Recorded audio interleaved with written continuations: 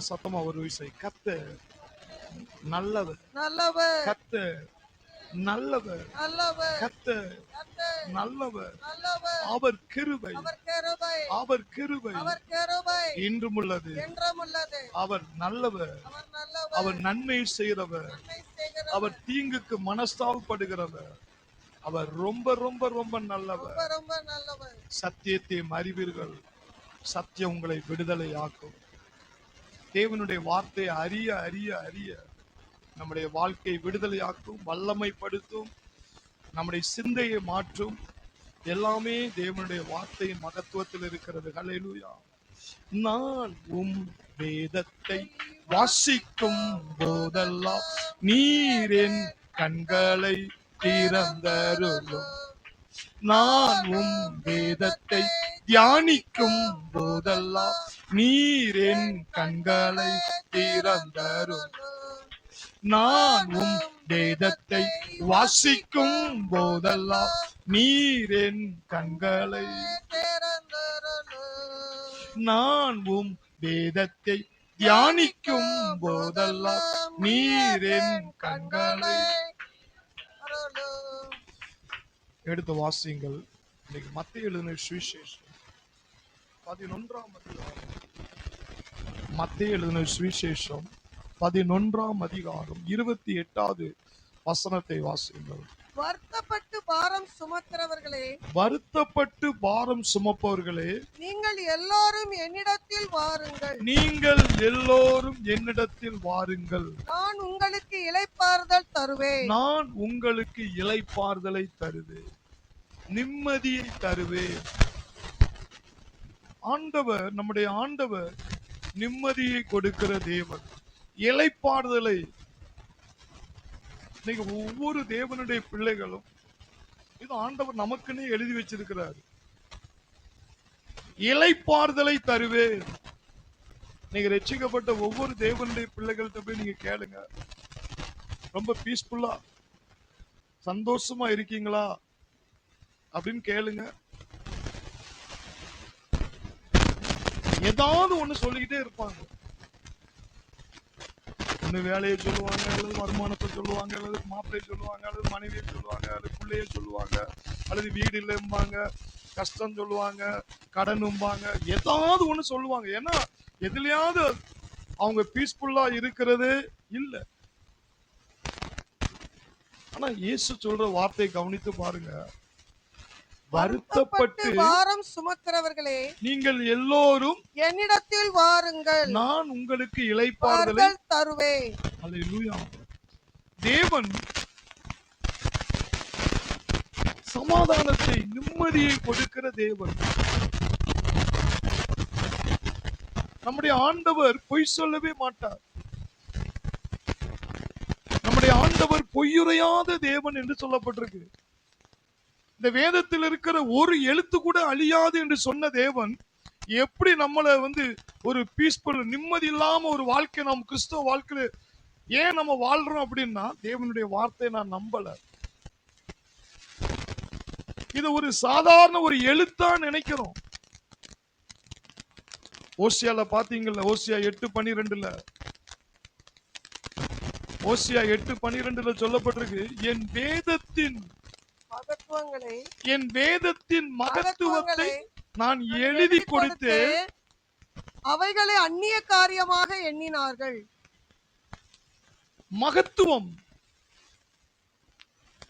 நீ ஆசீர்வதிக்கப்பட போற, நீ சுகத்தை பெற போற, அல்லது சந்தோஷத்தை, சமாதானத்தை அனுபவிக்கக்கூடிய மகத்துவம் எங்க இருக்குன்னா அவர் எழுதி கொடுத்த வார்த்தையில இருக்கிறதா.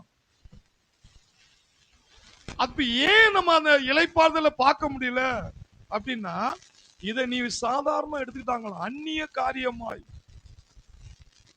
அது பைபிள்ல இருக்கு, பைபிள்ல இருக்கு. அது யாருக்கு கொடுத்திருக்கிறாரு? உனக்கு தான் செக் புக் மாதிரி கொடுத்திருக்கிறாரு. வருத்தப்பட்டு பாரம் சுமப்பவர்களே, எல்லோரும் என்னிடத்தில் வாருங்கள், நான் உங்களுக்கு இளைப்பாறுதலை தருவேன். அப்ப அந்த அது சாதாரண பைபிள்ல இருக்கு, பைபிள்ல இருக்கு. இதுல உட்கார்ந்து இருக்கிறவங்க என்ற ஒரு பாவமே கிடையாதுங்க, என்ற ஒரு பாவம் கிடையாது, சாபம் கிடையாது அப்படின்னு சொல்றாங்க. நீ கையை தூங்குவா,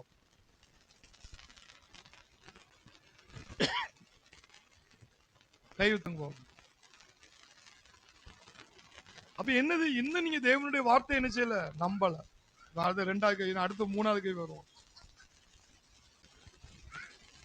தேவனுடைய வார்த்தை என்ன செய்யல, என்னன்னா அவங்க ஏன் அவங்கள பீஸ்ஃபுல்லா இருக்க முடியலன்னா, நான் காலையில ஜெபம் பண்ணுனேன், கொஞ்சம் அரையும் குறையுமா பண்ணியிருக்கேன், அதனால நான் இன்னும் மாறல, நான் இன்னும் என்ன செய்யல, நான் இன்னும் மாறல, பரிசுத்தத்துல மாறல, ஜெபம் பண்றதுல மாறல, எல்லாத்துலயுமே ஒரு அரை குறையா தான் நான் நினைச்சிடறேன் நான் இருக்கிறேன்.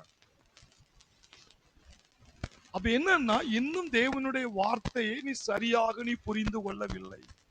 உனக்குள்ள ஒரு குற்ற உணர்வு இருக்கனால உன்னால பீஸ்ஃபுல்லா என்ன செய்ய முடியாது இருக்க. எல்லாரும் பக்கத்துல, உங்களால குற்ற உணர்வு இருக்கிறனால உன்னால பீஸ்ஃபுல்லா இருக்க முடியாது. அதுக்கு எத்தனையோ வசனங்களை சொல்லலாம். ரோமர் 8:30 எடுங்களேன். ரோமர் 8:30. ரபா ஷந்தர் அல்லாஹ். ரோமர் 8:30. எவர்களை முன்குறித்தாரோ எவர்களை முன்குறித்தாரோ அவர்களை அழைத்தும் இருக்கிறார். அவர்களை அழைத்திருக்கிறார். எவர்களை அழைத்தாரோ எவர்களை அழைத்தாரோ அவர்களை நீதிமான்களாக்கி அவர்களை நீதிமானாக்கி இருக்கிறார். இருப்பார்ல இருக்கிறார். எவர்களை எவர்களை நீதிமானாக்கி இருக்கிறாரோ அவர்களை மகிமைப்படுத்தியும் இருக்கிறார். இருக்குவே ஆக்குவேன், ஆக்க போகிறேன் அப்படின்னு சொல்லல. எவர்களை முன்குறித்தாரோ, இப்ப நீங்க இப்ப சேர்ல வந்து உட்கார்ந்து இருக்கீங்க, எதனால நீங்க உட்கார்ந்துருக்கீங்க, உங்களை நீங்க உங்க அம்மா அப்பா உங்களை பெறதுக்கு முன்னாடியே முன்குறிச்சுட்டாராம். அவர் முன்குறிச்சனாலதான் ஒரு குறிப்பிட்ட வயசுல நீங்க ரட்சிக்கப்பட்டீங்க. இப்ப அழைச்சிட்டாரு, அழைச்சனாலதான் உட்கார்ந்து வார்த்தை கேட்க முடியுது.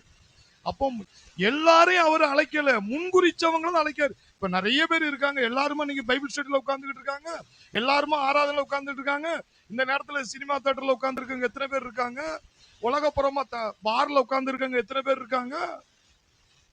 ஏன் இன்னைக்கு உங்களை மட்டும் உட்கார வச்சிருக்கிறாரு, அல்லது உங்களை மாதிரி எத்தனை பேர் சபையில உட்கார வச்சிருக்கிறாரு? ஏன்னா அவர்களை முன்குறிச்சனால அழைச்சிட்டாரு, உட்கார வச்சுட்டாரு.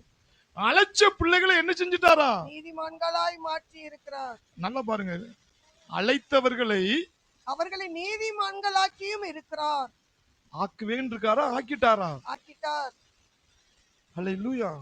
எல்லாரும் பக்கத்து பார்த்துங்க, நீதிமானா தான் இருக்கீங்க. பிசாசு பொய் சொல்லுவான், நீ கோளாறு, நீ கோளாறு, நீ கோளாறு. அப்ப நீ தேவனுடைய வார்த்தை அவர் உன்னை மாத்தி இருக்கிறத உன்னால என்ன செய்ய முடியல, ஏத்துக்கொள்ள. நீ அந்த வார்த்தைய அந்நிய காரியமா நினைக்கிற, ஏதோ எழுதி வச்சுட்டாரியா. அப்ப ஆண்டவர் பொய் சொல்லியா எழுதி வச்சிருக்கிறாரு? அவர் பொய்யுரையாத தேவன். உன்னை நீதிமான் ஆக்கிட்டாருன்னா நீ நீதிமான ஸ்ட்ராங்கா அடிக்கணும். நீதிமான் நான், நீதிமான் நான், இரத்தத்தாலே கழுவப்பட்ட நீதிமான், இயேசுவின் இரத்தத்தாலே கழுவப்பட்ட நீதிமான். ஓ நீதிமான் நான், நீதிமான் நான், இரத்தத்தாலே கழுவப்பட்ட நீதிமான், இயேசுவின் இரத்தத்தாலே கழுவப்பட்ட நீதிமான். ஓ நீதிமான் நான், நீதிமான் நான், இரத்தத்தாலே கழுவப்பட்ட நீதிமான், இயேசுவின் இரத்தத்தாலே கழுவப்பட்ட நீதிமான், இயேசுவின் இரத்தத்தாலே கழுவப்பட்ட நீதிமான், இயேசுவின் இரத்தத்தாலே கழுவப்பட்ட நீதிமான். நீதிமான ஆக்கி இருக்குது, ஆக்கிட்டாரா, அது முடிஞ்சு போன கதை. எவர்களை நீதிமான ஆக்க 4 காரியத்தை சொல்லி முடிச்சிட்டார். எவர்களை முன்குறித்தாரோ அவர்களை அழைத்து, எவர்களை அழைத்தாரோ அவர்களை நீதிமானாக்கி, எவர்களை நீதிமானாக்கனா அவர்களை மகிமைப்படுத்தி இருக்கிறார். அப்ப நீ மகிமைப்படுத்தி இருக்கியோ அல்லது தலை குனிஞ்சு இருக்கியோ, வார்த்தை என்ன சொல்லுதோ அப்படியே லட்டு மாதிரி ஏத்துக்கோ. தேவன் சொல்லிட்டாரியா, நான் அதை நம்புறேன். எவர்களை நீதிமானாக்கி இருக்கிறார்களோ அவர்களை மகிமைப்படுத்துவேன்னு சொல்லிட்டாரு. என் தலையை மகிமை உயர்த்துவார், என் தலையை உயர்த்துவார். அப்ப என்னன்னா, அந்த வார்த்தைய சாதாரண நீ எடுக்கிறனாலதான் நீ சாதாரண ஆளா இருக்கிற. நீ நீதிமான், தேவனுடைய நீதி உனக்குள்ள வைக்கப்பட்டு இருக்கிறது. என் பிதா அதைத்தான் பார்க்கிறாரு. அப்ப அது தெரிஞ்சாதான் உங்களால பீஸ்ஃபுல்லா இருக்க முடியும். இல்லைன்னா நான் இன்னும் மாறலையா, நான் இன்னும் மாறல, இன்னும் நான் கோவக்காரனா தான் இருக்கேன், இன்னும் நான் எரிச்சல் உள்ளவனா தான் இருக்கேன், இன்னும் நான் சரியில்லை அப்படின்னா நீ விசுவாசத்துல இல்லாம இருக்கனால தேவனுக்கு உனக்கு ஒரு பிளவுகள் இருக்கிறனால உன் இருதயத்துல ஒரு பீஸ்ஃபுல்லா ஒரு இளைப்பாறுதலை பார்க்க முடியாது. ஆனா இயேசு சொன்னார், வருத்தப்பட்டு பாரம் சுமப்பவர்களே என்னிடத்தில் வா. வாருங்கள், நான் என்னிடத்துல ஜாயிண்ட் ஆயிட்டியா, நான் உனக்குள்ள வந்துட்டேன், நீ எனக்குள்ள வந்துட்ட, அதனால இளைப்பாறுதல். எப்பா அவர் என்னை நீதிமான நான் பிறக்கிறதுக்கு முன்னாடியே என்ன முன்குறிச்சுட்டாராம். நான் பிறக்கிறதுக்கு முன்னாடி என்ன பரிசுத்தத்துல இருந்தா அப்பமே என்ன முன்குறிச்சுட்டாராம். அதனாலதான் அப்படி பிள்ளைய அழைச்சிட்டாராம். அழைச்ச பிள்ளைய நீதிமான ஆக்கிட்டாராம். நீதிமானாக்குறதுக்கு நான் எதுவுமே செய்யல, அது எல்லாமே என் அப்பா இயேசு சிலுவையில செஞ்சாரு. என்னுடைய வேலை நான் விசுவாசிச்சேன், அவ்வளவுதான். ஏன்னா அவர் மகிமைப்படுத்திட்டார். கைத்தட்டும், என்னை மகிமைப்படுத்தி விட்டார். அது தெரிஞ்சாதாங்க இந்த உலகத்துல நீ பீஸ்ஃபுல்லா வாழ முடியும். இல்லைன்னா தலையை தொங்க போட்டுட்டு நான் சரியில்லை வெளியே வேணா நல்லா உள்ளுக்குள்ள ஒரு குற்ற உணர்வுல இருப்பீங்க. இது பிசாசுடைய தந்திரம், இது பிசாசுடைய வலை. இந்த வலையில சிக்கிட்டு நிறைய பேரு அவங்க நம்ம ஜபத்தெல்லாம் எங்க கேட்பாரு, அவரு மோகன் ராசர் ஜபத்தை கேட்பாரு, பால்தநகர் ஜபத்தை கேட்பாரு, டிஎல் ஆஸ்மான் ஜபத்தை. டிஎல் ஆஸ்மானுக்குள்ள இருக்கிற நீதி வேற, மோகன் ராசர் இருக்கிற தேவ நீதி வேற, உனக்குள்ள இருக்கிற தேவ நீதி வேறயா? ரெண்டு பேருக்குள்ளயுமே கிறிஸ்துவுடைய நீதி தான் இருக்கு. கைதட்டும். அவங்க விசுவாசிக்கிறாங்க, அதை அணிவிக்கிறாங்க. ஆனா நீங்க எதை அணிவிக்கீங்க தெரியுமா? உங்களுடைய சுய நீதியை அணிவிக்கணும். அல்லேலூயா. சுய நீதி எடுத்து வாசியுங்கள். ஏசாயா 55, ஏசாயா 55 10-13 வரை வாசி. மாரியும் உறைந்த மழையும் வானத்திலிருந்து இறங்கி அவ்விடத்துக்கு திரும்பாமல் பூமியை நனைத்து அதில் முளை கிளம்பி. நல்லா கவனிங்க, ஆண்டவர் சொல்றாரு, வார்த்தை விசுவாசிக்கிற தேவனுடைய பிள்ளைக்கு சொல்றாரு, ஐயா மழை பெய்யுது, வானத்திலிருந்து மழை பெய்யுது, அப்படியே வானத்திலே இந்த மழை ரிட்டர்ன் போயிருமா? போவாது. பூமியை நினைக்குமா? அதில் முளை கிளம்பி. அது பூமியை நினைக்க போய் தான் பயிர் விளையுது, அரிசி விளையுது, நெல் விளையுது, நமக்கு உண்ண காய்கறிகள் கிடைக்கும். எல்லாமே மழை தண்ணினாலதான். அது வானத்திலிருந்து மழையை பெய்ய வைத்து பூமியை நினைத்து புல்லை முளைக்கிறது எப்படியோ அதே மாதிரிதான் தேவனுடைய வார்த்தை என்ன செய்யுமா? என்னுடைய வாயிலிருந்து புறப்படுற வார்த்தை, என் வாயிலிருந்து புறப்படும் வசனமும் இருக்கும், என் வாயிலிருந்து புறப்படுற வசனமும் இருக்கும். அது வெறுமையா என்னிடத்திற்கு திரும்பாமல். அது எப்படியோ சும்மா வார்த்தையை அடிச்சு விடுறது இல்ல, அது வாயிலிருந்து அந்த வந்த வார்த்தை வெறுமையா திரும்பாதான். அது நான் விரும்புகிறதை செய்து. அது என்ன விருப்பத்துக்காக வார்த்தை? இயேசுவின் தழும்பலால் குணமானேன் அப்படின்னு சொல்லி அவரு நீங்க சுகமாகணும் சொல்லிதான் அந்த வார்த்தையை விரும்பிதான் அனுப்பி இருக்கிறாரு. அந்த வார்த்தை சுகத்தை கொடுக்காம அந்த ரிட்டர்ன்ல அந்த வார்த்தை திரும்பாது. அது திரும்பாது. எப்படி மழை பூமியை நினைச்சு புல்ல முளைக்கிறது எப்படியோ அதே போலதான் வியாதியை குறித்தோ உன்னுடைய பிரச்சனையை குறித்தோ ஆண்டவர் என்ன வார்த்தைய வாயிலிருந்து உனக்காக அனுப்பி இருக்கிறாரோ அது வெறுமையா திரும்பாது. அது அவர் விரும்பின காரியமா என்ன செய்யுமா? அது நான் விரும்புகிறதை செய்து நான் அதை அனுப்பின காரியமாகும்படி வாய்க்கும். என்ன நோக்கத்திற்காக ஆவியானவர் வார்த்தையை எழுதி உனக்கு கொடுத்தாரோ அது அப்படியே சக்சஸ் வாய்க்கும். கைதட்டும். வாய்க்கும்.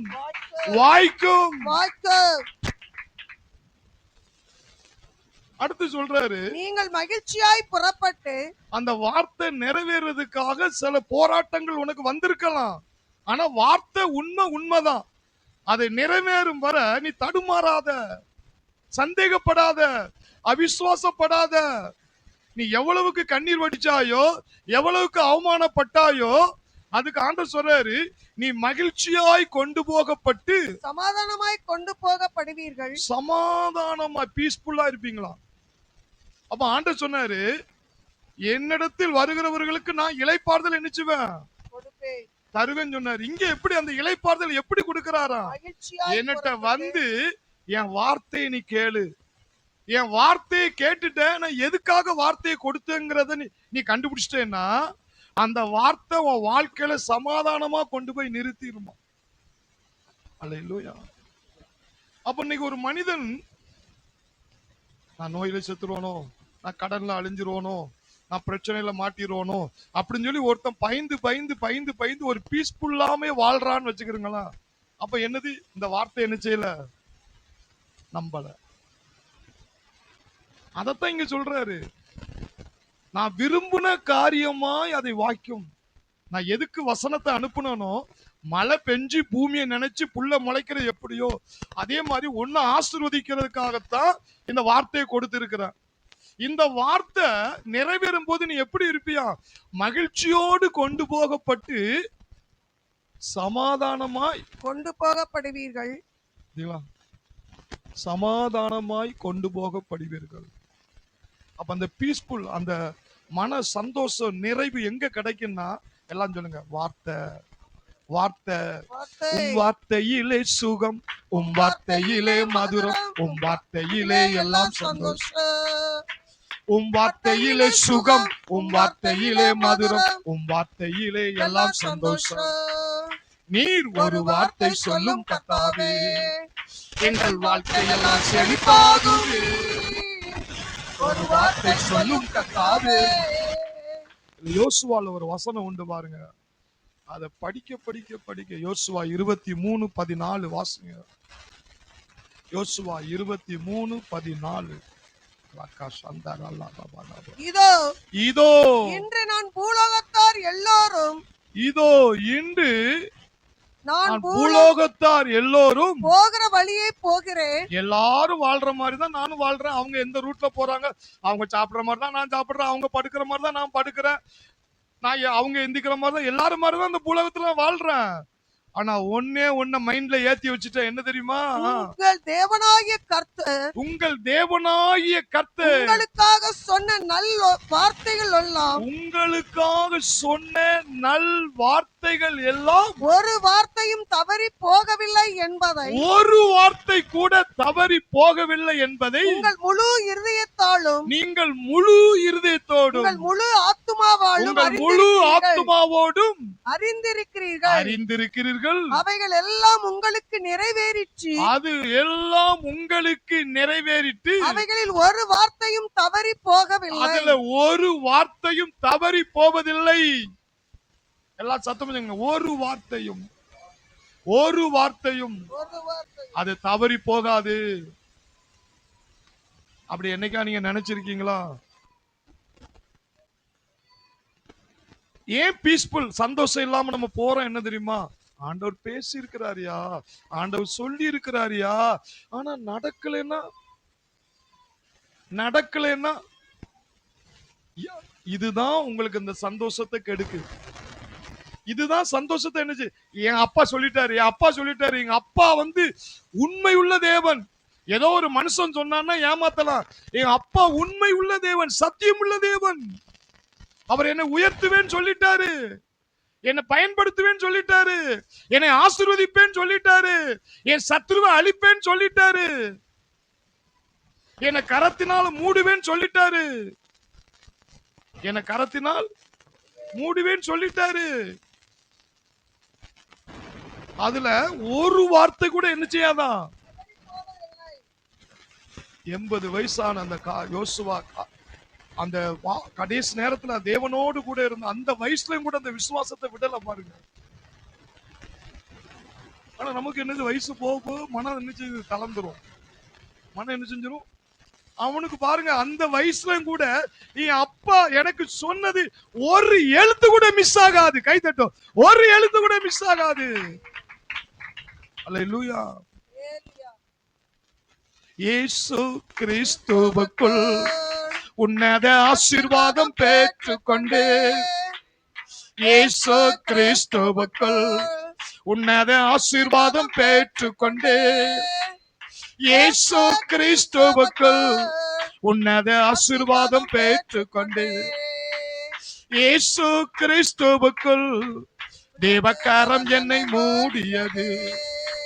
இயேசு கிறிஸ்துவுக்குள் தேவக்கரம் என்னை மூடியது. இயேசு கிறிஸ்துவுக்குள் எல்லா சத்துருக்களும் அழிந்தது.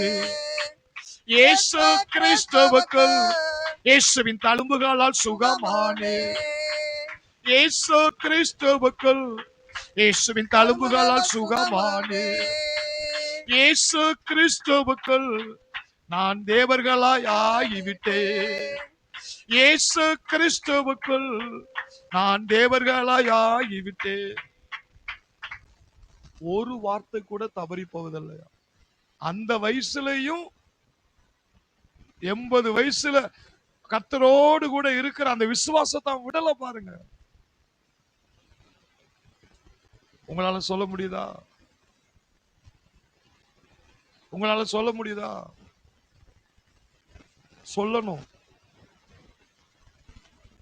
வயதான காலத்திலும் என் கர்த்தர் என் கூட இருக்கிறாரு, என்னை கைவிட மாட்டாரு, எனக்கு கொடுத்த வாக்கு தத்தத்தை அனுச்சுவாரு, நிறைவேற்றுவாரு.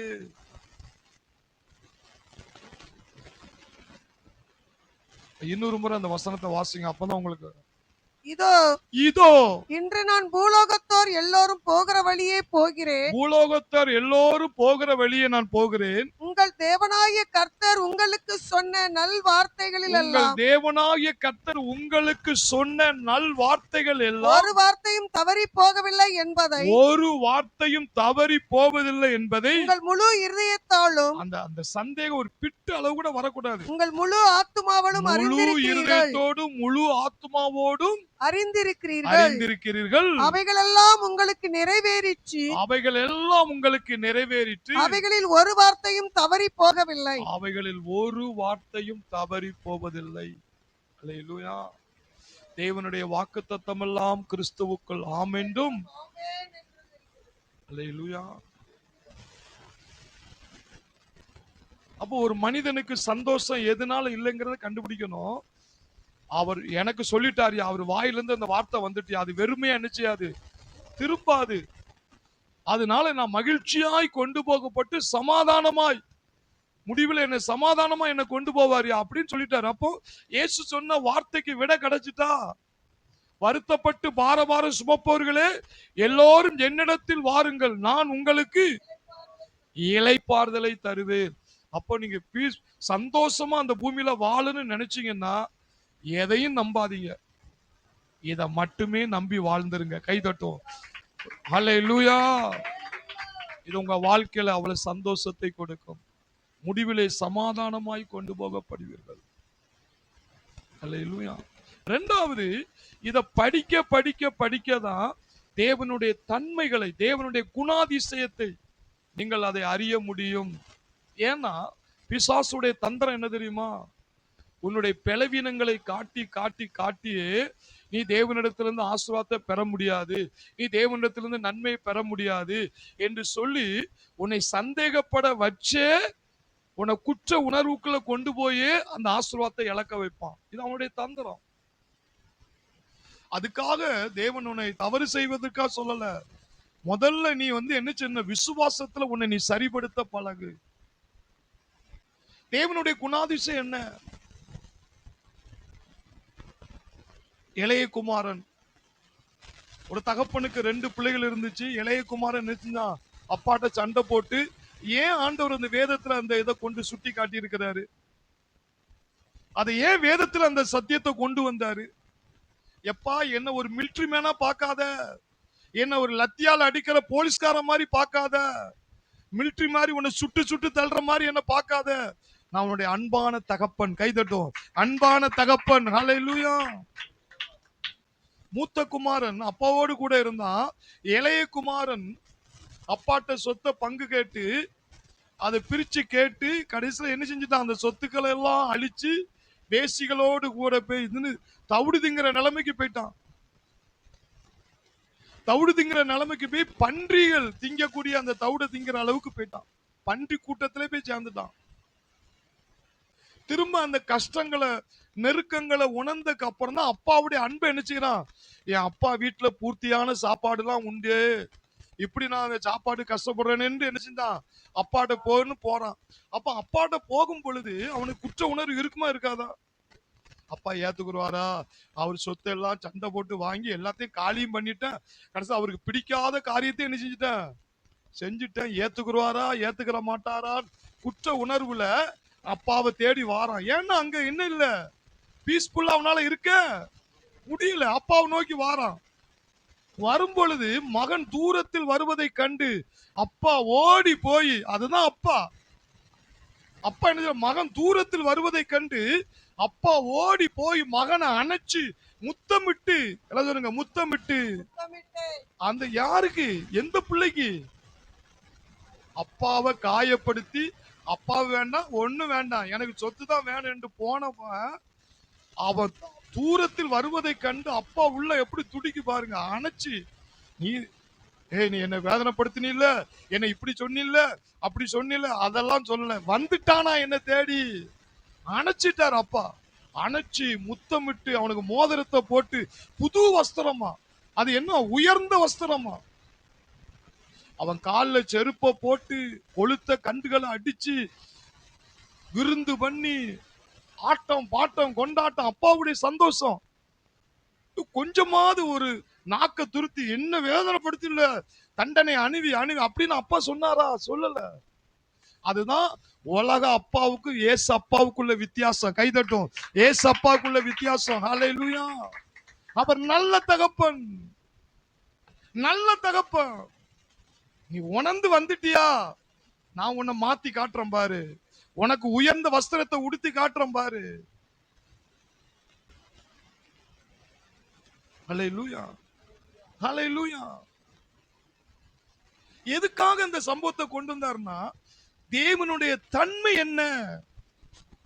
தாவீது, தாவீது யாரு? பாவத்துல விழுந்தவன் தான். அதுக்காக உங்களை தவறு செய்ய சொல்றது சொல்லி நினைச்சிடாதீங்க. தாவீது, நீ தொலைஞ்ச, நீ பண்ணில, எனக்கு நீ வேண்டாண்டா, நீ வேண்டாம் போயிரு, அப்படி அப்படி பண்ணிருக்கலாம். அந்த தாவீதை ஆண்டவர் மாத்துறாரு. என் இருதயத்துக்கு ஏற்ற மகன், என் இருதயத்துக்கு ஏற்ற மகனாக மாத்துறாரு. பாவம் செஞ்ச தாவீத. ஹல்லேலூயா. முதல் மனிதன் எடுத்துக்கிடுங்க, ஆதாம. துரோகி இவன், பாவி. தாவீது யாரு? பாவி. ஆதாம் யாரு? துரோகி. ஏன்னா அவனுக்காக தான் ஆண்டவர் சொல்றாரு, வானத்தை படைச்சங்கிறாரு, பூமியை படைச்சங்கிறாரு, கடலை படைச்சேன், மீனை படைச்சேன், தாவரங்களை படைச்சேன், விலங்குகளை படைச்சேன், எல்லாம் உனக்கு தான்டா. தங்கத்தை கூட அந்த ஏதோம் தோட்டத்துல பொன் விளைஞ்சது, தங்கம் நல்லது என்று கர்த்தர் கண்டாராம். அதையும் ஆண்டுகோள் என்று சொன்னார் ஆதாம. எல்லாம் உனக்கு தான், நதி வாயுது உனக்கு தான், ஆப்பிள் உனக்கு தான், ஆரஞ்சு உனக்கு தான், எல்லாமே உனக்கு தான் அப்படின்ட்டாரு. இவ்வளத்தையும் அவனுக்காக படைச்சு அந்த சர்ப்பம் வந்து என்ன செஞ்சு அவனை வஞ்சிச்சுட்டு, நீ சாப்பிட்டா அந்த கனியை மட்டும் சாப்பிடாதன்னு இவன் என்ன செஞ்சான், அதை சாப்பிடு, சாப்பிட்டா தேவர்களாயிடலாம். ஏற்கனவே தேவன் அவனை தேவர்களா தான் வச்சிருக்கிறாரு தோட்டத்துல. இவன் பாருங்க, சாத்தானுடைய பொய்ய நம்பி தேவனுக்கே துரோகம் பண்ணிட்டான். சரி, துரோகம் பண்ணானே, ஏதோ தோட்டத்தை விட்டு துரத்துற போ, அப்படி தொலைஞ்சு போயிரு அப்படின்னு சொல்லி அப்பா விட்டாரா? விட்டாரா? விடல. அந்த ஆதாமுக்காகத்தான் மிருகத்தை அடிச்சு ரத்தம் சிந்த வச்சு அந்த மிருகத்தின் தோலை உரிச்சு ஆதாமுக்கு ஏவாளுக்கு ட்ரெஸ்ஸா கொடுத்தாரு. ஏன்? என் பிள்ளை என்னை விட்டு போயிடக்கூடாது, என் பிள்ளை என்னோட என்ன செய்யணும், இருக்கணும், என் பிள்ளை என்னுடைய ஆசீர்வாதத்தை என்ன செய்யணும், அனுபவிக்கணும். அதுதான் நம்முடைய ஏசப்பாவுடைய குணம். கைத்தட்டும். நம்முடைய ஏசப்பாவுடைய குணம். ஹல்லேலூயா, ஹல்லேலூயா. அந்த பாவிகளுக்கு ஆண்டவர் மாத்தி தாவீத இஸ்ரவேலுக்கு ராஜாவாக்குனாரு. ஆதாமுக்காக எல்லாம் படைச்சு துரோகம் பண்ண அவனை திரும்ப தோளாடையை கொடுத்து திரும்ப அவன் அந்த ஆதாம் மூலியமா பலபடி சந்ததிகள் உருவாகுது. ஆகார், ஆபிரகாமுக்கு அடிமை பெண்ணான அந்த ஆகாருக்கு பெற்ற இஸ்மாயில் யாரு? துஷ்ட மிருகன் சொல்லப்பட்டிருக்கு. துஷ்ட மனுஷன்.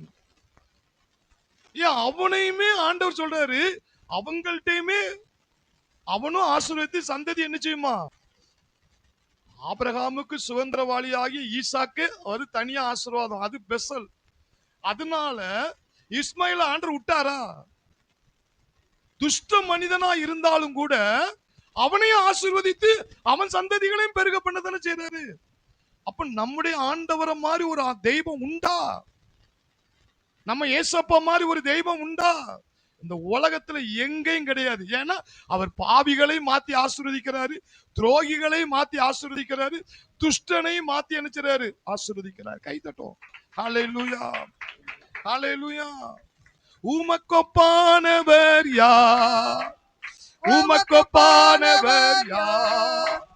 வானத்திலும் பூமியிலும் உமக்கொப்பானவர் யார்? வானத்திலும் பூமியிலும் உமக்கொப்பானவர் யார்? ஓ கர்த்தாவே, தேவர்களில் உமக்கொப்பானவர் யார்? வானத்திலும் பூமியிலும் உமக்கொப்பானவர் யார்? அப்போ உங்களுக்கு இந்த வேதத்தினுடைய அறிவு தெரியணும். அவங்களையே ஆசீர்வதிச்சிருக்கிறாராம். அவங்களையே ஆசீர்வதிச்சிருக்கிறாரா? நான் அவருடைய பிள்ளை இல்ல, அப்ப என்ன எப்படி ஆசீர்வதிப்பாரு? அல்லேலூயா. ரோமர் 5:1 அவங்க எப்படி ஆசீர்வதிக்கப்பட்டாங்க? விதமாக நாம் விசுவாசத்தினாலே நீதிமான்களாக்கப்பட்டிருக்கிறபடியால். ஐயா அவங்க எல்லாம் எப்படி மாறினாங்கன்னா, விசுவாசத்தினாலே. கையை தட்டுவோம். விசுவாசத்தினாலே. அதனால என்ன அட்டுழியம்னாலும் செய்யலாம் மட்டும் நினைச்சிடாதீங்க. தேவன் அந்த பாவத்துக்கு அந்த துரோகத்துக்கு எல்லாமே ஏசப்பா சிலுவையில பழி செலுத்தி இருக்கிறாரு அப்படின்னா அது விசுவாசிக்கும் பொழுது தேவன் நம்மளை நினைச்சாராம் விசுவாசத்தினால் நீதிமான்களாக்கப்பட்டிருக்கிறபடியால். சொல்லுங்க, விசுவாசத்தினால நீங்க தகுதியாகிறீங்க, ஆசீர்வாதத்துக்கு தகுதியாகிறீங்க, ஆசீர்வாதத்துக்கு தகுதியாகிறோம். அல்லேலூயா. சிலர் நினைக்காங்க அப்ப விசுவாசம்னு ஒண்ணு இருந்தா அப்ப நம்ம பண்றதெல்லாம் பண்ணலாமா? கிடையாது. நீ விசுவாசத்துக்குள்ள நீ வர வர வர வர அந்த சத்தியம் ஒன்ன மாத்திக்கிட்டே தான் இருக்கும். தாவீது முதல்ல செஞ்சா பின்னாடி செஞ்சானா? அவன் தேவனை விசுவாசிக்கும் பொழுது அவனை தாவீத தன் இருதயத்துக்கு ஏற்ற மகனாக மாத்திட்டாரு. நான் சொன்னா செய்வான் அப்படிங்கிற அளவுக்கு மாத்திட்டாரு. அல்லேலூயா.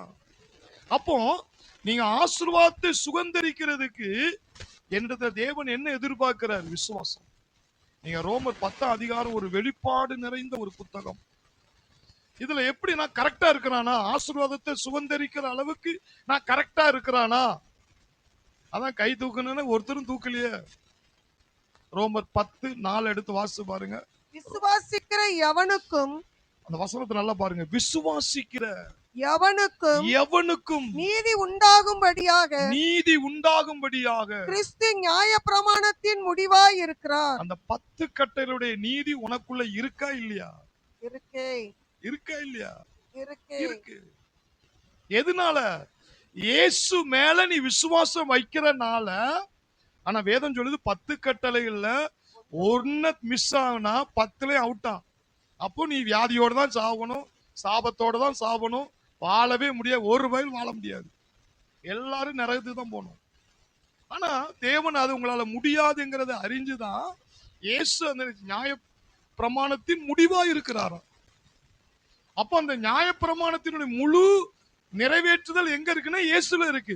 அந்த இயேசுவை நீ விசுவாசிக்கிறதுனால அந்த 10 கட்டினுடைய நீதிய கிறிஸ்து மூலியமா அது உனக்குள்ள வந்துட்டு. அது எப்படி வந்திருக்குன்னா விசுவாசத்தினால வந்திருக்கு.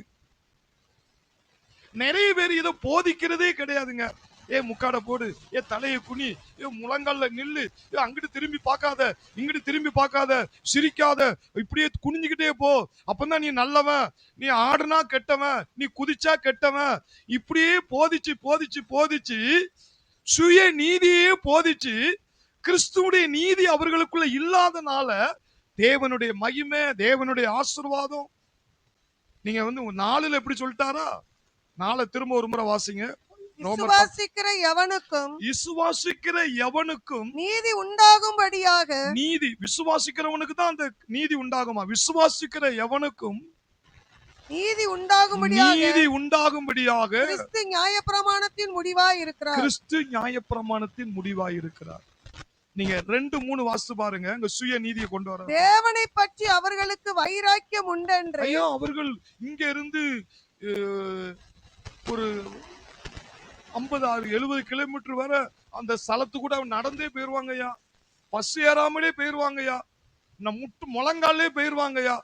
ஆனா சொல்றாரு, எப்பா எனக்கு அந்த சுய நீதி எல்லாம் தேவையில்லை, எனக்கு அந்த சுவை நீதிலாம்.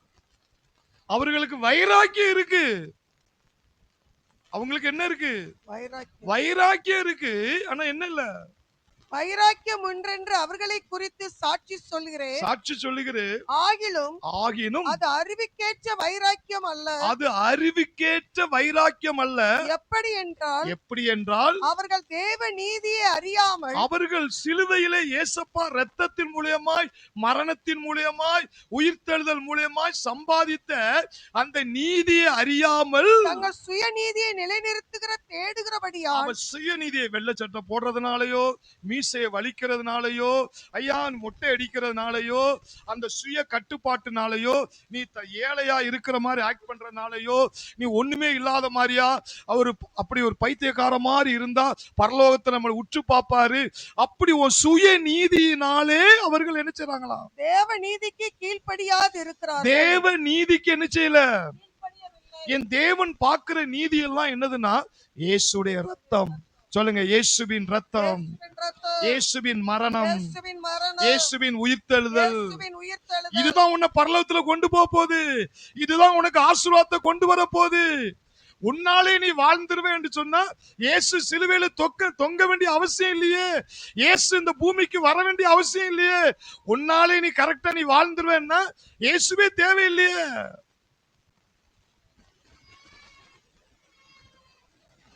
அல்லேலூயா. நிறைய பேர் என்னன்னா சுய நீதியே பிரசங்கிக்கிறார்கள். நீ அப்படி இருக்கணும், நீ இப்படி இருக்கணும், இப்படி இருக்கணும், இப்படி இருக்கணும், இப்படி இருக்கணும். அவர் ஷூவை போட்டிருக்கிறாரு, அவர் கோட்டை போட்டிருக்கிறாரு, அவர் டைய போட்டிருக்கிறாரு. ஐயா அவருக்கு என்னையா ஒரு இத்தனை காரியம் இருக்கு.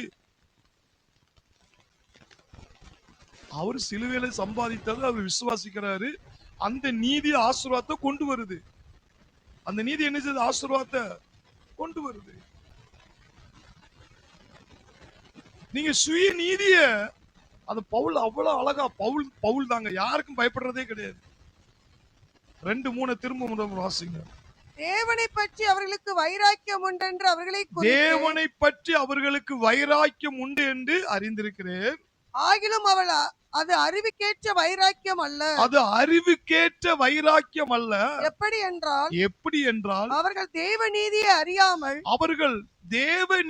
அறியாமல் தங்கள் சுயநீதியை நிலைநிறுத்த தேடுகிறபடியால், தங்கள் சுயநீதி. என்ற ஒருத்தர் கேட்டார், என்னையா அவரு பிரசங்க டி-ஷர்ட்டை போட்டு பண்ணிட்டு இருக்கிறாரு.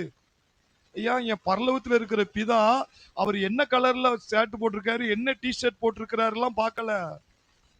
அவர் மேல இயேசுவின் ரத்தம் இருக்கா? அவர் மேல இயேசுடைய மரணத்துக்குள்ள வைக்கப்பட்டிருக்கிறாரா? இயேசு கிறிஸ்துவுடைய உயிர்த்தெழுதனால மறுபடியும் பிறந்திருக்கிறாரா? அல்லேலூயா, அல்லேலூயா. ஏன் சொல்றேன்னா, பவுல் அதை வெளிப்படையா சொல்றாரு. 34 பெணங்களை உயிரோடு எழுப்பினவருடைய மீட்டிங் நான் போயிருந்தேன். ஒரு சாதாரண ஒரு அழுக்கு ஜீன்ஸ் மாதிரி தான் போட்டிருந்தாரு. ஒரு சின்ன அந்த ரவுண்டு காலர் தான் போட்டிருந்தாரு. என்னடா இவரு ஊழியக்காரர் ஜெர்மன்ல இருந்து வந்திருக்காரு, ஓட்டுக்கிட்டுலாம் போட்டு வருவாரு பார்த்தா டி-ஷர்ட் போட்டு வந்து நிக்கிறாரு அப்படின்னு. அவர் ஊதி உடம்போதுதான் தெரியுது, ஐயா இவ்வளவு பவர் இருக்கா. நம்ம வெளியே என்ன செய்யறோம்? சுய நீதியை தேடுறோம். அவர் பயங்கரமா இருப்பார் போல, அவர் பயங்கரமா இருப்பார் போல அப்படின்னு. அங்க அவர் சிம்பிளா ஒரு ஸ்டூடெண்ட் மாதிரி தான் வந்திருக்கிறாரு, சாதாரண ஒரு மாணவன் மாதிரி தான் வந்திருக்கிறாரு. ஆனா உள்ள என்ன இருக்கு தெரியுமா? வசனம். உள்ள என்ன இருக்கு தெரியுமா? அபிஷேகம். அல்லேலூயா. ஏன்னா அவர் இயேசு மேல் அவர் சொல்றாரு, நான் காலையில எந்திரிச்ச உடனே இயேசு கிறிஸ்துவின் ரத்தத்தினால் சத்துருவின் சகல வல்லமையை பூஜ்யமாக்குறேன். அப்ப அவர் எதுல இருக்காருன்னா வார்த்தையில நிரம்பி இருக்கிறாரு. என் பிதா அதைத்தானே பார்ப்பாரு. அதுதானே தேவநீதி. சுயநீதியை பார்க்கல. சொல்லுங்க, தேவநீதி. கை தட்டுவோம். தேவநீதி. இயேசு கிறிஸ்துவுக்குள் நான் தேவநீதியாகிவிட்டேன். இயேசு கிறிஸ்துவுக்குள் நான் தேவநீதியாகிவிட்டேன். இயேசு கிறிஸ்துவுக்குள் நான் புதிய சிருஷ்டியாகிவிட்டேன். இயேசு கிறிஸ்துவுக்குள் நான் புதிய சிருஷ்டியாகிவிட்டேன்.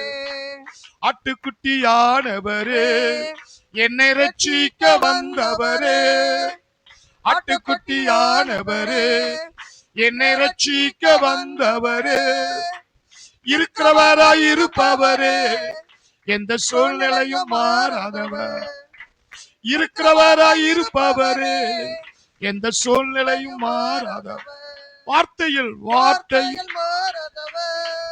அவர் கிருபையில் மாறாதவர், வார்த்தையில் மாறாதவர், அவர் கிருபையில் மாறாதவர், அழைத்த அழைப்பிலே மாறாதவர், என்னை அழைத்தவர் மாறாதவர், அழைத்த அழைப்பிலே மாறாதவர், என்னை அழைத்தவர் மாறாதவர். எபிரேயர் 10:10, எபிரேயர் 10:10, ஒரே பலியினால். எபிரேயர் 10:10, இயேசு கிறிஸ்துவுடைய சரீரம், இயேசு கிறிஸ்துவுடைய சரீரம் ஒரே தரம் பலியிடப்பட்டதினாலே, ஒரே தரம் சிலுவையில் அவர் மரித்தபடினால் அந்த சித்தத்தின்படி நாம் பரிசுத்தமாக்கப்பட்டு இருக்கிறோம். நீங்க வெள்ளை சட்டை போடுறதுனாலயோ அல்லது மீசையை வலிக்கிறனாலயோ ஐயா நீங்க ஒண்ணுமே ரொம்ப ரொம்ப தாழ்மை அதை பார்த்துலாம் உங்களை பரிசுத்தமாக்கல.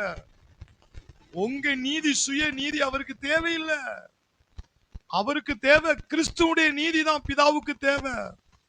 அந்த நீதி எப்படி கிடைச்சிச்சுன்னா, இயேசு கிறிஸ்துடைய சரீரம் ஒரு தரம் பலியிட்டபடினால் நாமெல்லாம் என்ன செஞ்சோமா? பரிசுத்தமாக்கப்பட்டு இருக்கிறோம். அப்போ நீ குனிஞ்சதால நிமிராம நடக்கிறதுனாலயோ, மத்தவங்களுக்கு முன்னாடி நீ சிரிக்காம அப்படி இருக்கிறனாலயோ நீ பரிசுத்தவானா இருக்க முடியாது. நீ பரிசுத்தவானா இருப்பது சிலுவையில எனக்காக அவருடைய சரீரம் பலியிடப்பட்டது. அதனால நான் பரிசுத்தமாக்கப்பட்டுட்டேன். எவன் விசுவாசிக்கிறானோ அவனுக்கெல்லாம் தான் ஆசீர்வாதத்தை ஊத்திக்கிட்டே இருப்பார். கைதட்டும், ஊத்திக்கிட்டே இருப்பார். ஹல்லேலூயா. உபாகம் 28:1 எடுத்து வாசித்து பாருங்க. உபாகம் 28:1. உபாகம் சகல ஜாதிகளை பார்க்கிறோம்.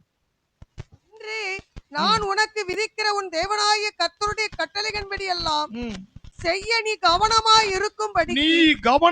இருக்கும்படி அவர் சத்தத்திற்கு உண்மையாய் செவி கொடுப்பாய். ஆனால் நீ அவருடைய சத்தத்துக்கு உண்மையாய் செவி கொடுப்பாய். ஆனால் உன் தேவனாகிய கர்த்தர் பூமியில் உள்ள சகல ஜாதிகளிலும் உன்னை மேன்மையாக வைப்பார். சகல ஜாதிகளிலும் எல்லா ஜாதிகளோடய உன்னை ஆண்டவர் மேல தூக்கி வச்சிருக்கிறாராம். இது யாரா நம்புறீங்களா? நீங்க நம்புறீங்களா? இது எப்படி அப்படி டாப்ல தூக்கி ஆண்டவர் வச்சுட்டாரு சொல்லுங்க. நிறைய ஜாதிகள் இருக்கு. ஆனா ஆண்டவர் சொல்றாரு அந்த சகல ஜாதிகளிலும் உன்னை அதோட மேன்மையா வச்சிருக்கிறாராம். அது எப்படி ஆக்குனாரு? அதுதான் ஏசப்பாவுடைய ரத்தம். கைதட்டும். ஏசப்பாவுடைய ரத்தம், ஏசப்பாவுடைய மரணம், நான் மறுபடியும் பிறந்தனால கிடைச்ச ஒரு ஆசீர்வாதம். எல்லாம் சொல்லுங்க, அந்த ஜாதி இந்த ஜாதி எந்த எல்லா ஜாதிக்கும் மேல ஒரு ஜாதி. ஏன்னா நான் தேவனால் பிறந்திருக்கிறேன். கைதட்டும். நான் தேவனால் பிறந்திருக்கிறேன். சொல்லுங்க, நான் தேவனால் பிறந்திருக்கிறேன். தேவனால் பிறப்பதெல்லாம் இந்த உலகத்தையே ஜெயித்திடுமே. ஓ தேவனால் பிறப்பதெல்லாம் இந்த உலகத்தையே ஜெயித்திடுமே. தேவனால் பிறந்தோம் உலகத்தை ஜெயித்தோம். தேவனால் பிறந்தோம் உலகத்தை ஜெயம் பெற்று வாழ்ந்திடுவோம். நாம் ஜெயம் பெற்று வாழ்ந்திடுவோம். ஓ அல்லேலூயா, அல்லேலூயா, ஜெயம் ஜெயமே. அல்லேலூயா, அல்லேலூயா, ஜெயம் ஜெயமே. ஓ அல்லேலூயா, அல்லேலூயா, ஜெயம் ஜெயமே. அல்லேலூயா, அல்லேலூயா, ஜெயம் ஜெயமே. அப்ப என்னைக்காவது நீங்க நினைச்சிருக்கீங்களா பூமியில இருக்க எல்லா ஜாதிகளை விட நம்மள மேன்மையான ஒரு வச்சிருக்கிறாரு அப்படி நீங்க நினைச்சிருக்கீங்களா? நீங்க மறுபடியும் பிறந்திருக்கீங்க. ஏசப்பாவால பிறந்திருக்கீங்க. ரத்த மரணத்தை விசுவாசிக்கணும் ஆவியானவர் வந்தனால பிறந்திருக்கீங்கன்னா அவருடைய குலம் பெரிய குலம், யூத குலம். அந்த குலத்தில் அந்த ஆவினால நீங்க பிறந்திருக்கீங்கன்னா நீங்க மேன்மையானவங்க தான் இங்க கண்டுபிடிக்கணும். அப்பதான் கர்த்தர் உன்னை மேன்மையா வைப்பார். கைதட்டும். மேன்மையா வைப்பார்.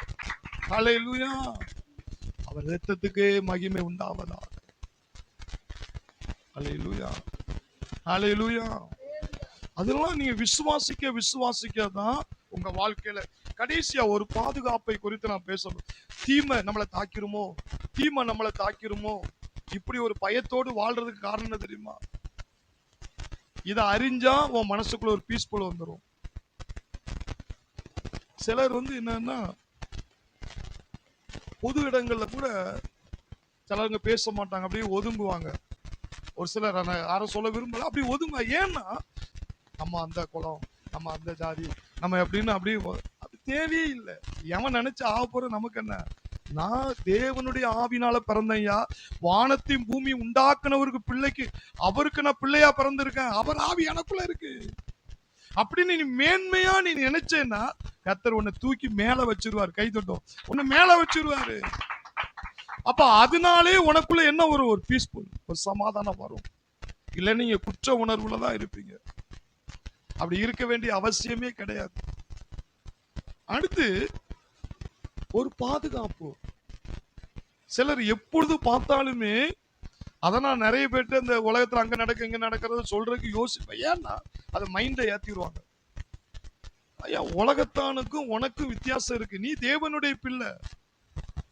உலகத்தானுக்கு வியாதி வந்த மாதிரி எனக்கு வந்துடும், உலகத்தான் படுக்கையில விழுந்த மாதிரி நானும் படுக்கையில விழுந்துருவேன், உலகத்தான் கடைசி காலத்துல அதை தேடுவான்ல அதே மாதிரி நானும் அதை தேடி அலையிறேன், அதை தேடி இப்படிலாம் நீங்க வாழ்ந்தீங்கன்னா இந்த வேதாகமத்தை நீங்க என்ன செய்யல, நம்பலன்னு அர்த்தம்.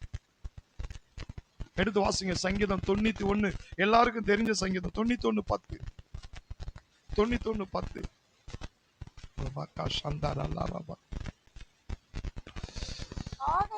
ஆகையால் பொல்லாப்பு உனக்கு நேரிடாது, வாதை உன் கூடாரத்தை அணுகாது. இது மண்டைக்குள்ள எடுத்திருக்கீங்களா? அவனுக்கு பிட்ஸ் வந்துட்டான், அப்ப நமக்கு பிட்ஸ் வந்துட்டுனா நமக்கு முன் ஜாக்கிரதையா இருக்கணும்ல. ஏன் வருது உனக்கு? ஆகையால் பொல்லாப்பு உனக்கு நேரிடாது, வாதை உன் கூடாரத்தை அணுகாது. என்ன பொறுத்தவரை இந்த வசனம் இருந்தா தயவுசெய்து உங்க வீட்டுகள்ல மாட்டி வச்சிருங்க. ஒரு தடவை சாயகாக அந்த வசனத்தை ஆண்டவர் காட்டினதாக சொன்னாங்க. அதுக்கு கடகடையா அலைஞ்சோம் அந்த வசனத்தை வேறு. ஏன்னா தேவன் வெளிப்படுத்துற வார்த்தை. வாதை உன் கூடாரத்தை, உன் வீட்டுக்குள்ள சத்துரு நுழையாம இருக்கணும்னா அந்த கவசத்தை போட்டுருங்க. இது உங்க மனித ஆவிக்குள்ள இருக்கணும். வாதை என் கூடாரத்தை அணுகாது, ஒரு பொல்லாப்பு எனக்கு நேரிடாது. ஒரு பொல்லாப்பு கென்னத் கேன்லாம் அந்த வசனத்தை அறிக்கிட்டு இருக்கிறாரு. ஒரு பொல்லாப்பு உனக்கு நேரிடாது, ஒரு விபத்து உனக்கு நேரிடாது, ஒரு ஆக்சிடென்ட் உனக்கு நேரிடாது. எதனால தேவனுடைய பிள்ளைகளுக்கு ஒரு பொல்லாப்பு நேரிடாது? ஏன்னா அந்த வசனத்துல ஸ்டார்டிங் எப்படி போட்டிருக்காரு தெரியுமா? ஆகையால். ஆகையால் அப்படிங்கிற வார்த்தை போட்டுறாரு. அப்ப அந்த ஆகையால்ங்கிற வார்த்தை போட்டிருக்காருன்னா அதுக்கு மேல பார்க்கணும். எனக்கு அடைக்கலமாய் இருக்கிற, எனக்கு அடைக்கலமாய் இருக்கிற உன்னதமான கர்த்தரை உனக்கு தாபரமாக கொண்டாய், தாபரமாக்கி. ஆகையால் பொல்லாப்பு உனக்கு நேரிடாது. அப்போ தேவனே உனக்கு அடைக்கலமா இருக்கிறாரா, பாதுகாப்பா இருக்கிறாரா? அப்போ உலகத்தானுக்கு வந்த மாதிரி உனக்கு வந்துரு நீ நினைக்காத. உனக்குள்ள தேவனே, உலகத்தை படைச்சவரே உனக்கு அடைக்கலமா இருக்கிறாரு, பாதுகாப்பா இருக்கிறாரு.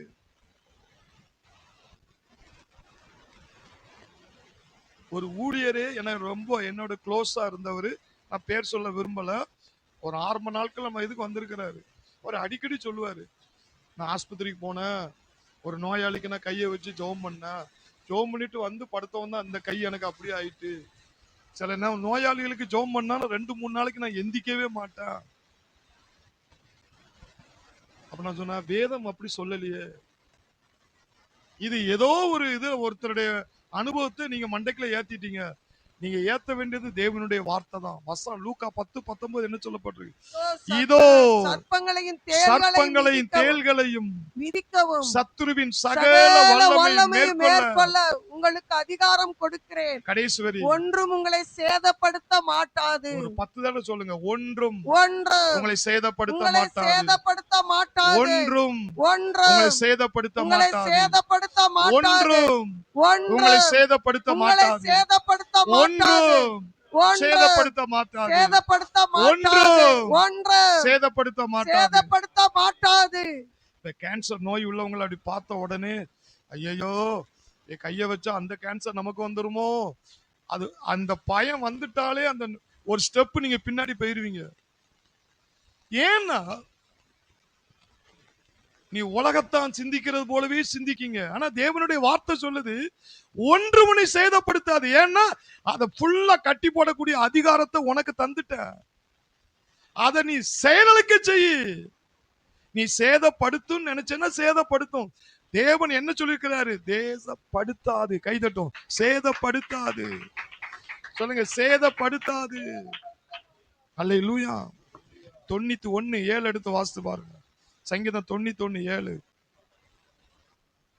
உன் பக்கத்தில் 1000 பேரும் உன் உன் வலதுபுறத்தில் 10,000 பேர் விழுந்தாலும் அது உன்னை அணுகாது. அது உன்னை அணுகாது. அல்லேலூயா. உன் பக்கத்துல 1000 பிசாசியா, உன் வலது பக்கத்துல பயணிச்சாலும் சொல்லுவாங்கல்ல, எவனோ ஒண்ணு செஞ்சு போட்டான்யா, என் தொழிலுக்கு விரோதமா செஞ்சு போட்டான்யா. இப்ப நிறைய பேர் மாறிட்டாங்க. நான் அது சொல்லி சொல்லி ஏன்னா தேவனுடைய வார்த்தையை திரும்ப திரும்ப போதிக்கும் போது அது மறுரூபமாக்கும். ஏன்னா ஆண்டு சொல்லியிருக்காருல்ல, அவன் கேட்கறான கேட்கல, நீ சொல்லிக்கிட்டே இரு, வார்த்தையை அனுப்பி. அது வெறுமையா திரும்பாது.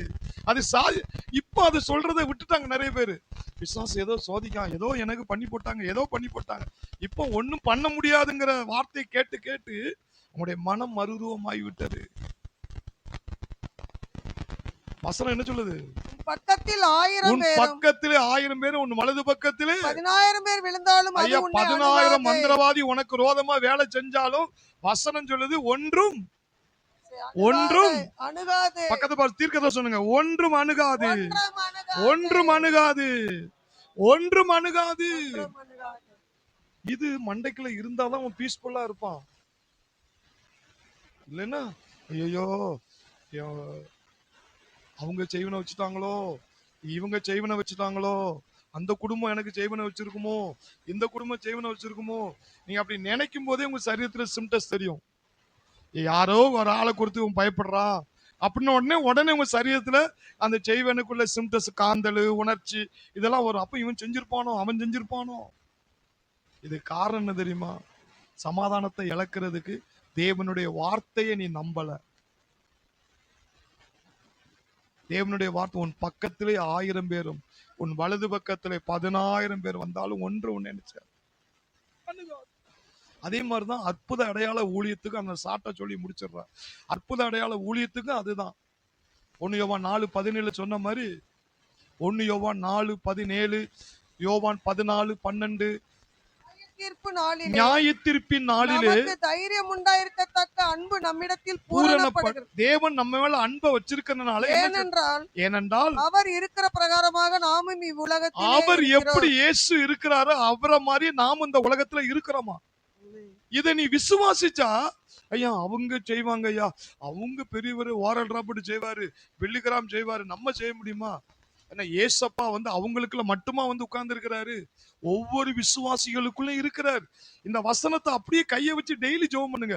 அவர் இருக்கிற வண்ணமாகவே நாங்கள் இந்த உலகத்துல நினைச்சிரோம் இருக்கிறோம் அப்படின்னு தெரிஞ்சாதான் நீ அற்புத அடையாள ஊழியத்தை செய்யறதுல நீ பீஸ்ஃபுல்லா செய்ய முடியும். இல்லைன்னா நம்மெல்லாம் அதுக்கு தகுதி கிடையாதுயா, நம்மெல்லாம் அதுக்கு தகுதி கிடையாது, அவங்கள மாதிரி நம்மளால ஜெபம் பண்ணு.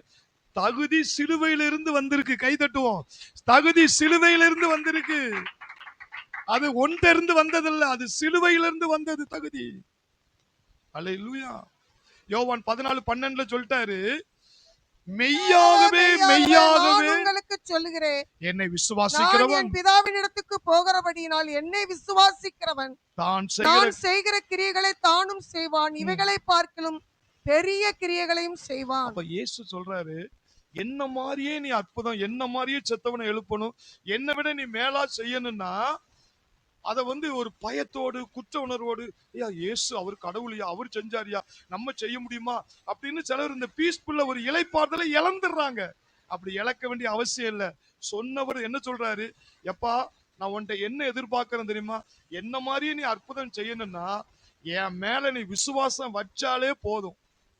என் மேல விசுவாசம் வச்சாலே போதும். நீ வானத்திலிருந்து குதிக்க வேண்டாம், நீ டைவடிக்க வேண்டாம், தலகுப்புற கடக்க வேண்டாம், நெடுமுழங்காலிலே 10 மணி நேரம் நீ இருக்குன்னு அவசியம் இல்ல. என் மேல நீ விசுவாசம் வச்சா போதும். அந்த இடத்துல நல்லா பாருங்க, என்னை விசுவாசிக்கிறவன், அதான் அந்த ஒரு கோட்பாடை தான் கேட்கிறாரு. என்னை விசுவாசிக்கிறவன் என்ன மாதிரி செய்வான், என்னை விட மேல செய்வான். அப்ப அந்த வார்த்தையை நம்புறவன் பீஸ்ஃபுல்லா அற்புத அடையாள ஊழியத்தை செய்வான். குற்ற உணர்வு இல்லாம செய்வான். என் அப்பா என்கிட்ட அதை தான் ஏன் எதிர்பார்க்கிறாரு? விசுவாசம் தான். லாசரை எழுப்பும் போது கல்லறை தோட்டத்துக்கு வரும்போது என்னத்தை கேட்டாரு? ஒரு 40 நாள் உபவாசம் இருப்பா, ஒரு 40 லட்சத்தை எழுதி கொடு, உன் சொத்து பூரா எனக்கு எழுதி கொடு, உன் குடும்பத்துல இப்ப லாசரை வெளியே கொண்டு வர. எந்த நிபந்தனையும் வைக்கல, எந்த நிபந்தனை வைக்கலாங்க. ஒரே நிபந்தனை, நீ விசுவாசித்தால் தேவனுடைய மகிமை காண்பாய். கைதட்டும். நீ விசுவாசித்தால் தேவனுடைய மகிமை காண்பாய். நீ விசுவாசித்தால் கல்லறை திறக்கப்படும்.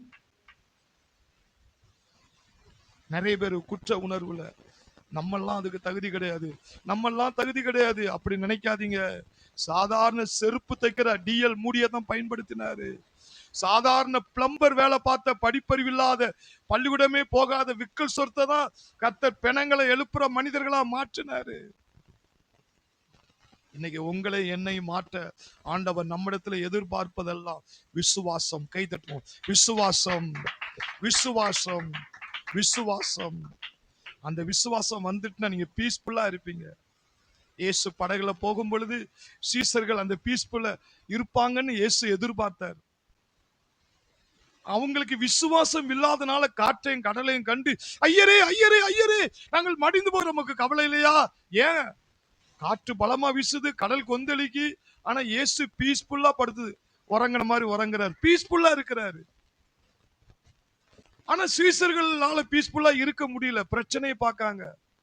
அந்த படகுக்குள்ள இருக்கிற இயேசுவை பார்க்கல. அந்த விசுவாசம் இல்லாதனால பதட்டம் வருது. அந்த விசுவாசம் இல்லாதனால படகு தண்ணியில மூழ்கிருமோன்னு பயம் வருது. இன்னைக்கு ஒவ்வொரு மனிதனும் சந்தோஷத்தை எதனால இழக்கிறான் தெரியுமா? ஐயோ நான் கடனிலே மூழ்கிறோனோ, ஐயோ நான் வீடு இல்லாமலே போயிருவனோ, ஐயோ நான் வியாதியிலே கடைசிவரை மரிச்சிருவனோ, ஐயோ எனக்கு அற்புதம் நடக்காமலே போயிருமோ. இந்த விசுவாச அவிசுவாசம் இருக்கிறனால அவனால பீஸ்ஃபுல்லா வாழ முடியல. பவுல மாதிரி சொல்லு, எனக்கு சொல்லப்பட்ட பிரகாரம் நடக்கும் என்பதை தேவன் மேல் நான் நம்பிக்கையா இருக்கிறேன். கப்பல் சேதம் இல்லாமல் ஒருவனுக்கும் பிராணம் சேதம் வராது. ஏன்னா தேவன் பேசின வார்த்தை மேல அவன் விசுவாசம் வச்சனால அந்த மரண போராட்டத்திலையும் பவுல் பீஸ்ஃபுல்லா இருக்கிறாரு, சமாதானத்தை இழக்கல. இன்னைக்கு ஆண்டவர் சொல்றாரு, விசுவாசம் இருந்தால் இந்த உலகத்துல நீ பீஸ்ஃபுல்லா சமாதானமா வாழ முடியும். வருத்தப்பட்டு பாரம் சுமப்பவர்களே எல்லோரும் என்னிடத்தில் வாருங்கள், நான் உங்களுக்கு இளைப்பாறுதலை தருவேன், சமாதானத்தை தருவேன். கண்களை மூடுவோம். Thank you Lord, thank you Jesus, thank you Holy Spirit. நன்றி ஆண்டவரே, உம்முடைய அபிஷேகப்பட்ட வார்த்தைக்காக ஸ்தோத்திரம், உம்முடைய ஜீவ வார்த்தைக்காக ஸ்தோத்திரம். ஆண்டவரே, இந்த சத்தியம் புரிந்து விட்டால் சுய நீதியை கலைந்து போட்டு விட்டு தேவ நீதியை, நான் கிறிஸ்துவுக்குள் தேவ நீதியா இருக்கிறேன், என் அப்பாவுடைய ரத்தத்தினால நான் நீதிமானாக்கப்பட்டு இருக்கிறேன், ஏசப்பாவுடைய மரணத்தினாலே நான் பரிசுத்தமாக்கப்பட்டு இருக்கிறேன், அவருடைய உயிர்த்தெழுதல் நான் மறுரூபமாக்கப்பட்டு இருக்கிறேன். என்னை விசுவாசிக்கிறவன் என்னை மாறியே செய்வான், என்னை காட்டிலும் மேலான கிரியைகளை செய்வான்.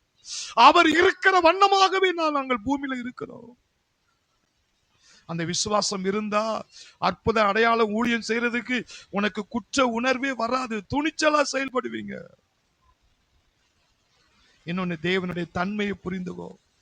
அப்பா ஒரு மிலிட்டரி மேன் கிடையாது, அப்பா ஒரு போலீஸ்காரர் கிடையாது லத்தி சார்ஜ் பண்றதுக்கு. அவர் அன்பான தகப்பன்.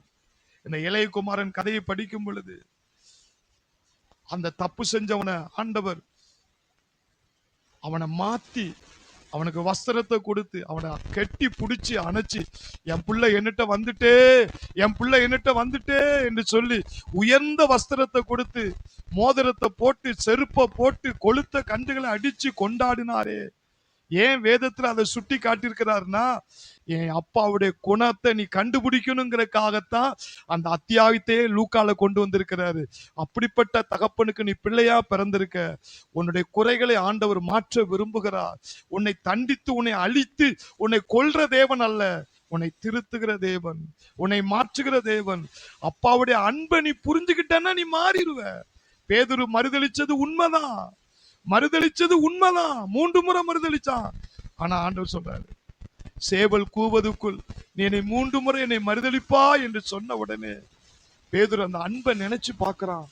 அப்பா நான் தப்பு பண்ணுவேன் தெரிஞ்சிருந்து என்ன கூட்டிட்டே அலைஞ்சிருக்கிறாரு, இவரை மாதிரி ஒரு தெய்வம் இருக்க முடியுமா? அப்போ அந்த அன்பை அவன் கண்டுபிடிச்சனாலதான் அந்த ஏசப்பாக்காக நான் ஒரு வாழ்க்கை வாழணும், நான் பரிசுத்தமா வாழணும், அவர் நாமத்துக்காக வாழணும் என்று அவருக்காகவே இரத்த சாட்சியாகவே மரித்தான். ஏன்னா கிறிஸ்துவுடைய அன்பை அவன் கண்டுபிடிச்சிட்டான், நல்ல தகப்பனை கண்டுபிடிச்சிட்டான். அவர் எனக்காக எதையும் செய்வார், என்னை மாற்றுவார், என்னை விரட்டி அடிக்கிறவர், என்னை அணைக்கிறவர் என்று அவன் கண்டுபிடிச்சனால அவன் மாறினா. கர்த்தர் அவனை பயன்படுத்தினார். கை தட்டுவோம். ஹல்லேலூயா. ஓ ஜீசஸ், நன்றி ஆண்டவரே, நன்றி ஆண்டவரே, நன்றியோடுமை துதிக்கிறோம். இந்த சத்தியம் ஒவ்வொரு உள்ளத்திலும் கிரியை செய்யட்டும் அப்பா. தேவனுடைய வார்த்தை 30, 60, 100 நீர் பலன் கொடுக்க செய்யறதுக்காக ஸ்தோத்திரம். அந்த வார்த்தை திடுற பொல்லாத ஆவிகளை இயேசுவின் நாமத்தில் நான் கட்டி அப்புறப்படுத்துகிறேன். நல்ல தகப்பனை நம் இயேசப்பாவை கண்டுகொள்ள ஆவிக்குரிய கண்கள் திறக்கப்படுவதாக. அந்த சமாதானத்தை, இளைப்பாறுதலை ஒவ்வொரு நாளும் அப்பாவை அனுபவிக்க விசுவாசமே போதுமானது என்பதை ஒவ்வொருவருக்கும் அந்த கண்களை திறந்தரலாம். துதியும் கனமும் மகிமையும் வார்த்தையின் தேவனாகிய இயேசுவுக்கே நான் மகிமை செலுத்துகிறேன். இயேசுவின் நாமத்தில் பிதாவே.